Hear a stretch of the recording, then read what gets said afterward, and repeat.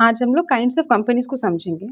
Companies act 2013 के according company को unlimited company, company limited by guarantee और company limited by shares में classify किया गया है। फिर कंपनी लिमिटेड बाय शेयर्स को प्राइवेट कंपनी, पब्लिक कंपनी और वन पर्सन कंपनी में सब डिवाइड किया गया है। अब हम अनलिमिटेड कंपनी को समझते हैं। अनलिमिटेड कंपनी एक ऐसी कंपनी होती है जिसके मेंबर्स की लाइबिलिटी की कोई लिमिट नहीं होगी, उसके प्राइवेट प्रॉपर्टी भी यूज़ कर सकते हैं। रिस्क का इन्वॉल्वमेंट बहुत ज़्यादा होता है, इसीलिए ये इंडिया में नहीं पाया जाता है, even though it is permitted by companies act. Okay, अब हम कंपनी लिमिटेड बाय गारंटी को समझते हैं। ऐसी कंपनी जिसके मेंबर्स की गारंटी उनके द्वारा दी गई अमाउंट तक ही सीमित होती है, ये लाइबिलिटी कंपनी के वाइंड अप के समय अराइज होगी। ओके, अब हम समझते हैं कंपनी लिमिटेड बाय शेयर्स। ऐसी कंपनी जिसके लाइबिलिटी मेंबर्स के नॉमिनल वैल्यू ऑफ शेयर्स तक ही लिमिटेड है। अगर एक मेंबर है जो फुल अमाउंट ऑफ शेयर्स पे कर चुका है तो वो लाइबल नहीं होगा पे करने के लिए। अगर एक मेंबर पार्टली पे करता है तो बचा हुआ जो अमाउंट है, रिमेनिंग अमाउंट को उसे पे करने के लिए बोला जाएगा, उतनी तक ही उसका लाइबिलिटी होगी।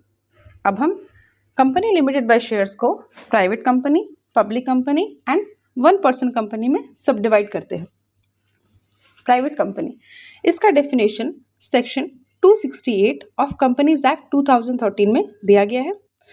ऐसी कंपनी के मिनिमम नंबर ऑफ मेंबर्स 2 होते हैं, मैक्सिमम 200 होते हैं। ये पब्लिक को इनवाइट नहीं कर सकता है अपने शेयर सब्सक्राइब करने के लिए। इसके शेयर्स के ट्रांसफ़र पर भी रेस्ट्रिक्शंस होता है। इसके एटलीस्ट 2 डायरेक्टर्स होंगे और कंपलसरी है प्राइवेट लिमिटेड वर्ड यूज़ करना at the end of its name. Okay, articles का प्रिपरेशन कंपलसरी है। ओके, अब हम पब्लिक कंपनी को समझते हैं।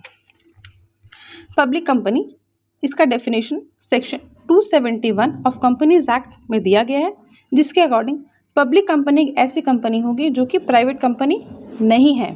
अब इसके कुछ फीचर्स को समझते हैं। पब्लिक कंपनी के मिनिमम नंबर ऑफ मेंबर्स 7 होंगे और मैक्सिमम नंबर ऑफ मेंबर्स की कोई लिमिट नहीं होगी। ये पब्लिक को इनवाइट कर सकता है शेयर सब्सक्राइब करने के लिए। इसके शेयर्स का ट्रांसफर्स पर भी कोई रेस्ट्रिक्शंस नहीं होगा। प्रिपरेशन ऑफ आर्टिकल जो है वो नेसेसरी नहीं है, लेकिन अगर आर्टिकल्स रजिस्टर्ड नहीं है तो वो टेबल एफ शेड्यूल 1 के प्रोविजंस को वो अप्लाई कर सकता है। ओके, इसके एटलीस्ट 3 डायरेक्टर होंगे और इसके नाम हो आपको ये कॉन्सेप्ट बहुत अच्छे समझ आया हो। So please like, share and subscribe and save this for revision. Keep learning and growing, follow for more. Next video में हम वन पर्सन कंपनी को अच्छे से एक्सप्लेन